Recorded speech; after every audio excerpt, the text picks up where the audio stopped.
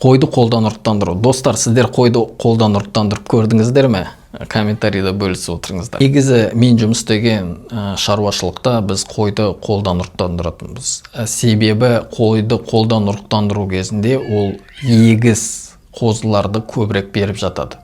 Және қойды қолдан ұрықтандыру процесі де ондай қиын емес. Біріншіден, ұрықтандыруға дейін бір ай бұрын қошқарларға әртүрлі көкөністер беріле бастайды. Ол тонусын көтеру үшін.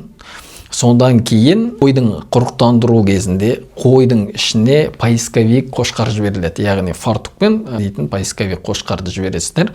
Ол ішіндегі керек қойды сіздерге тауып береді. Яғни қайсын ол секіреді, сол қойды ұстап алып келесіздер. Сосын ұрығын алатын керек қошқардың ұрығын аласыздар. Ол үшін арнайы құрылғы болады.